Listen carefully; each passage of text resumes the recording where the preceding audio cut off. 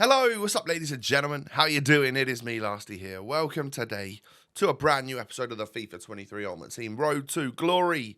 Episode number 156 today. Hey, you made it to Thursday, aka Division Rivals Rewards Day. You'll see that on the channel here tomorrow. But don't you worry, I've got a very enjoyable episode for us on this fine Thursday. It's a good one, yeah. I mean, if you enjoy, do me a small favour and just hit the thumbs up button. Show that support on the series, show that love, and I am greatly appreciative of it. And also subscribe to my channel if you are new around here. So, obviously, we brought in ATAL, we brought in Nuno Tavares, we brought in Thuram recently, and all are pretty good, to be fair. I'd say out of them, Nuno Tavares, the highest rated one, is probably my least favourite. If I was going to be willing to drop the chemistry a little bit, I would quite happily just go back to putting maybe Cancelo in the squad. And I might still do that. But yeah, I'm currently still giving him a chance because we spent so much money getting all those player picks done to get Tavares. I'm not just going to give up on him yet. We complete one of the daily road to the final puzzle SBCs. Am I right in saying there's like literally one of them left, two of them left before we get the overall reward? I haven't missed one, so we should be all good. Hopefully that'll be in like tomorrow's video or something as well. And then once again, why don't we go ahead and send it for the 83 by 10? So lacking a few 83s and 84s really to make this happen nice and easily. What I have got is low rated golds and high rated golds. So we're going to merge the two to get the average rating. But unfortunately that's going to mean we end up using some higher rated players than I would really like to. And it kind of means that, well, we need we need the 83 by 10 to be good in order for this one to be worth it. We get rid of the 86 Nuno Tavares in there. Don't need him, of course. And 83 by 10, once again. So, randomly, my ear has gone deaf again. Or sort of about 50% hearing. It's still blocked. What is going on? I feel so much better, but then randomly I can't hear again out of my right ear. Awful. Anywho, we get a Nelson Semedo in the first pack. But this is it. This is the 10 by 83 plus players.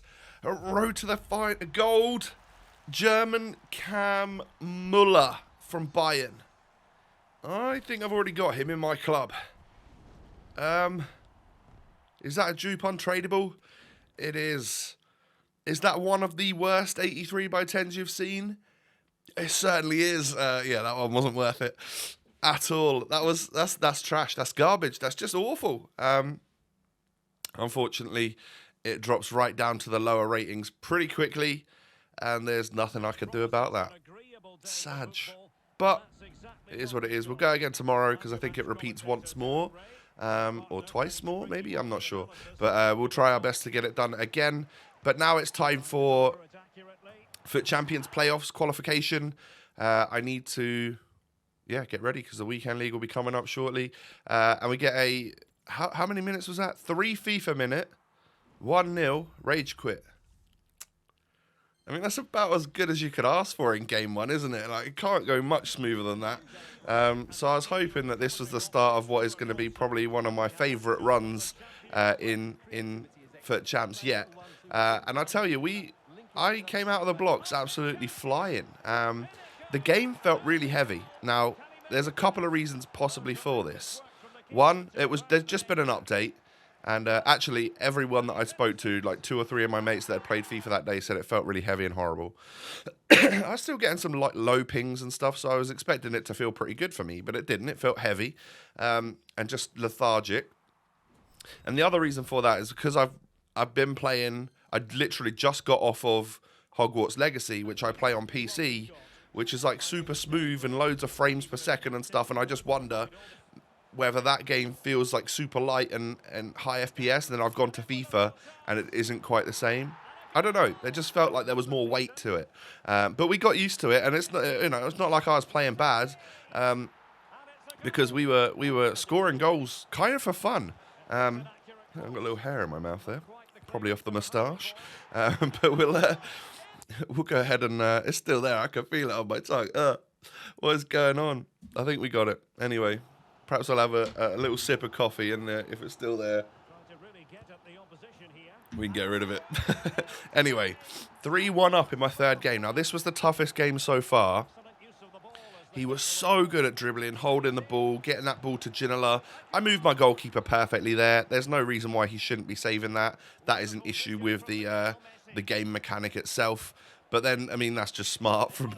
I mean, it's terrible from my goalkeeper, but I think I was rushing him out. But Ginola has just managed to get an equaliser there. And then last kick of the game, my defence is all over the show. Di Maria ends up managing to chest it down and hit it in. Was that with his weak foot? Not that that matters, because he's got a good weak foot on this card. But, yeah, I was 3-1 up. I lose 4-3 right at the end. Sag. That was a mega sweat, though. That guy was good, but I would class him as a mega sweat. So I guess I was fairly fortunate to be 3-1 up against a mega sweat. But whenever I look at it, and GG's, by the way, I'm nothing against you. You played very, very well. But whenever I look at it and I lose to people that I think are sweats, 4-2-3-1 is what they're playing. So, is there a shout for that being one of the meta formations at the moment? It's normally one of the meta formations in every FIFA, but is it a shout for potentially a good counter to the 4-3-2-1, which is what we and quite a lot of people use, because for a long old time, and I think it's probably still the case, the pros use it. So, anyway, I go 1-0 up in this game. I put so much pressure on that after 14 minutes... I nearly grabbed the ball again there. It's gone out, and he's literally paused and quit.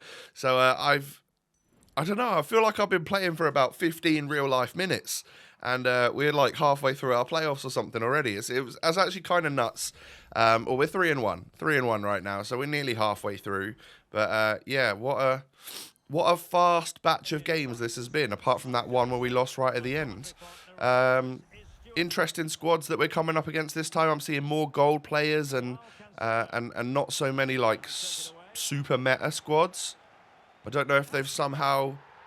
Well, how do the playoffs go actually? Is it somewhat seeded based on your division? It shouldn't be, right? Because I was going to say, I wonder if they've somehow like loosened it so that you can match up against anything. Because I'm finding some of these games quite easy. Maybe I just went on a lucky run, because I mean these should be fairly like loose skill-based matchmaking anyway, if anything, right? It should be completely random, I would imagine, for the Foot Champs playoffs. But yeah, I mean, you could see that I was just like cruising, getting through, dribbling. I was actually, despite the game feeling heavy, I was actually able to do my step overs, which perhaps if I was focusing a lot on doing them and the game felt heavy for both myself and my opponents, maybe they were lunging or their challenges were feeling a bit heavy and I was just about able to get past them. That's a potential... That's potentially what could have been going on. You know, like, obviously it felt heavy for me. Maybe it felt very heavy for them as well. Meaning that they, you know, missed time tackles and stuff. I think that we could put down some of the success for this episode on it being heavy for both me and my opponents, perhaps. Maybe I was getting the better end of the stick. But we were 2-0 up in this one. 17 shots in the first half, by the way. That's how much I was just like... I was just cruising. It was brilliant. I don't know. Things were flowing nicely for me.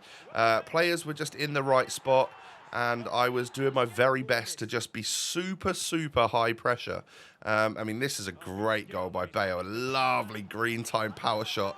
I think if there were any players in the way of that one, they would have gone with the ball into the back of the net and probably come out the other side of the net. That was so much power behind that shot. But yeah, nice 4-0 win in this one. How many wins are we actually up to right now? I think that's 5 wins.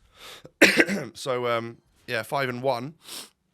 Really good sesh. And we go to hopefully get to 6-1 so that I can just give the game away and then, or give the wins away and get up to 6 wins. Because we're not going to get 8-1. We'll probably end up losing.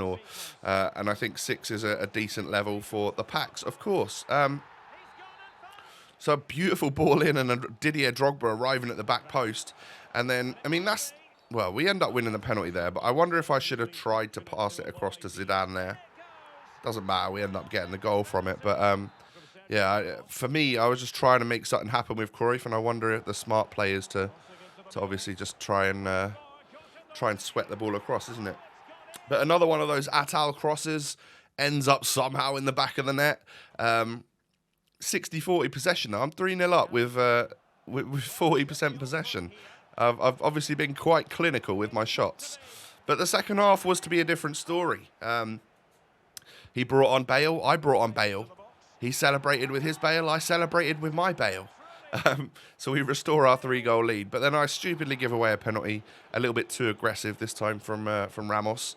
And then I normally move left and right, and then stay down the middle. But I stupidly dived. I would have saved it if I'd have gone with my normal technique. And then Bale actually ends up getting another goal, bringing this game back to 4-3. But I was not going to do what we did in the other game and let it slip towards the end. I held on to the victory. But yeah, what a second half from that guy. He absolutely peppered my goal. It felt like he'd given the controller to a different player or something. I don't know. But we're 6-1. Really good stuff. So to claim the old 6-win rewards, we just need to, as you can see, allow people into the weekend league with an extra win. But yeah, what do we get? We get 6 wins, rank 4 in playoffs. So that is 2 mega packs, a rare gold pack, and FUT Champs qualification. Lovely stuff. What are we going to get from these packs then? Lights up for the rare gold pack, and it's going to be a Super John Stones. I think this is a duplicate, but obviously these rewards are tradable. Yeah, there it is. So I can stuff that one onto the transfer list. Mega pack up next then. We can get lights up again. It's going to be English left wing from Man United this time. It is Jadon Sancho, who's coming back into the fold for Man United, of course, and hopefully starts to revive that very promising career, because complete baller in the Bundesliga, of course. And then the final pack gives us, oh, you know what the title and the thumbnail suggested. It is that series legend, Youssef Atal. Welcome to the club again, my friends. This time, tradable. Oh, I've been so poor for so long. I keep spending my coins on that Academy player pick binge, and we've been down to nothing. And then the last couple of days, we've gone from 0 to over 100k coins, you know, with a nice lucky preview pack and a decent marquee matchups rewards. And then, you know, this one, we've gone and packed a 200k plus player from our FUT Champs playoffs rewards. Amazing stuff. I am buzzing about that, because now we're going to have over 300,000 coins, which is good for me. I'm normally broke. You know, I don't value coins too much in this game. I tend to use them to get extra content for you, you know, by doing extra SBCs or whatever. And we might do the same with this batch of coins. Who knows? But at least if we wanted to go out and buy a player and they weren't, you know, excessively expensive, we could afford somebody, or afford to do an expensive part of an SBC if we really wanted to or needed to. So, yeah, super happy with that. A couple more items sold as well. We're at 320,000 coins with a couple of things still to sell. I believe Vieira and Paris Saint-Germain kit both sell quite well, so we should make 1,000 coins off both of them.